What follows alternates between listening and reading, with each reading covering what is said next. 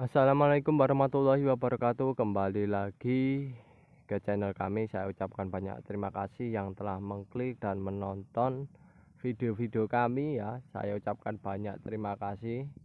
Dan pada kesempatan kali ini kita juga akan membahas lagi mengenai tentang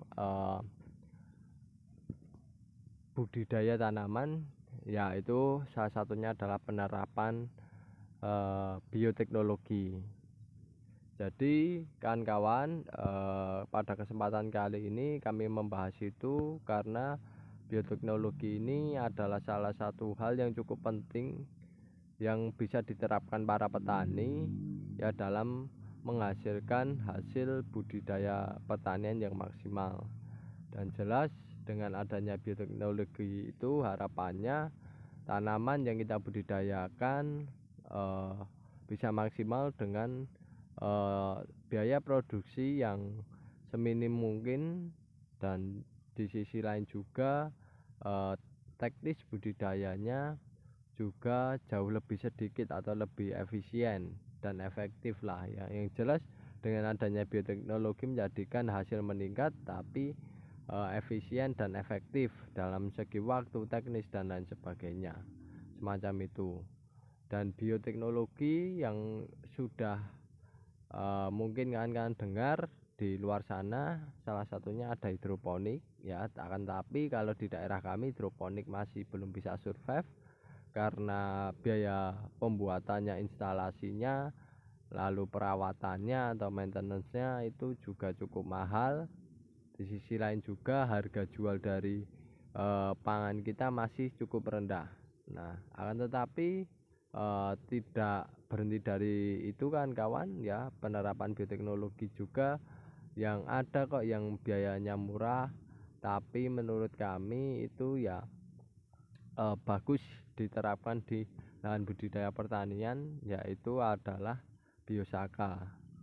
Nah, jadi biosaka ini menurut kami adalah salah satu hasil dari penerapan bioteknologi ya, yang dimana itu sangat cukup bagus sekali dan menggemparkan ya di Indonesia bahkan di beberapa negara.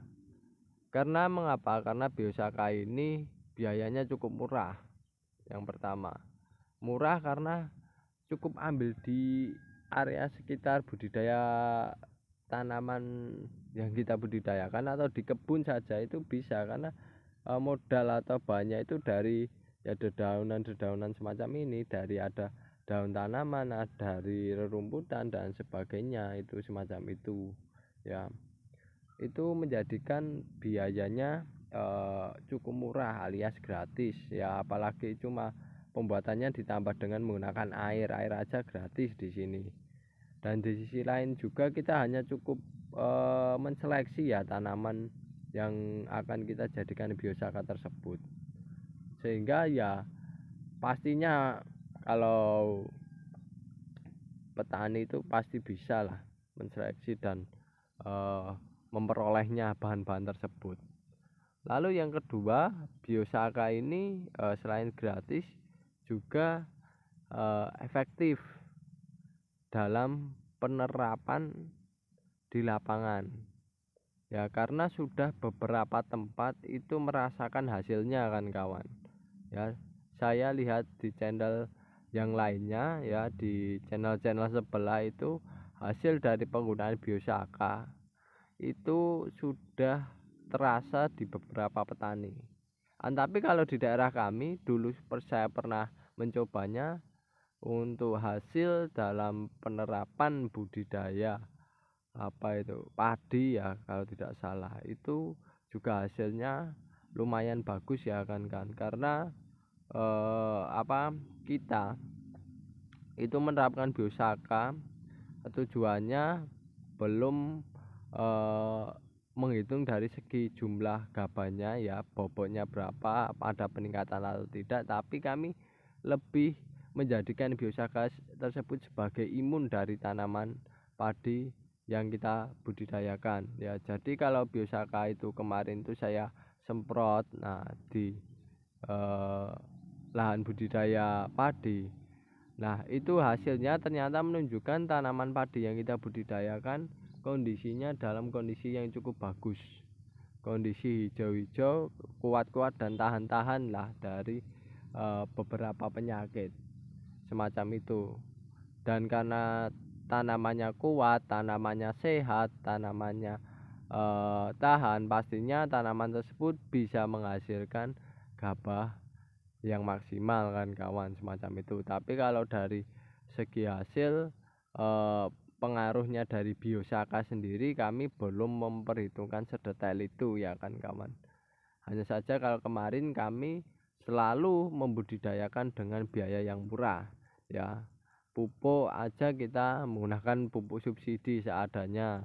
Lalu tapi media tanahnya ya itu kita tambahkan dengan menggunakan pupuk kandang, dan lalu kita semprotkan menggunakan biosaka.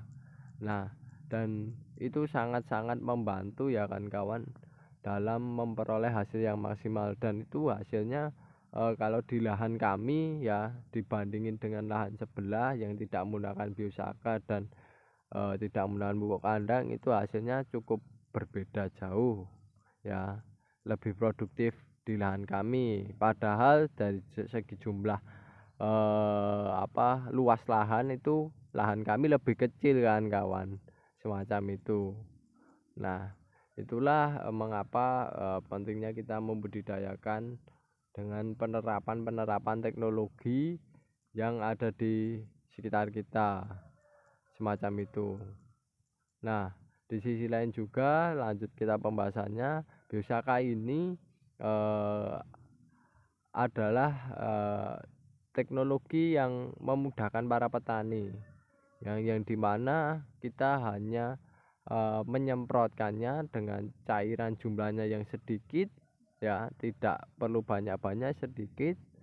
Tapi dalam penerapan di lapangannya dengan skala besar pun bisa, tinggal disemprotkan menggunakan sprayer atau drone ya kalau yang sekarang modern itu ya. Itu cukup sangat efektif ya dari segi tenaga si para petani.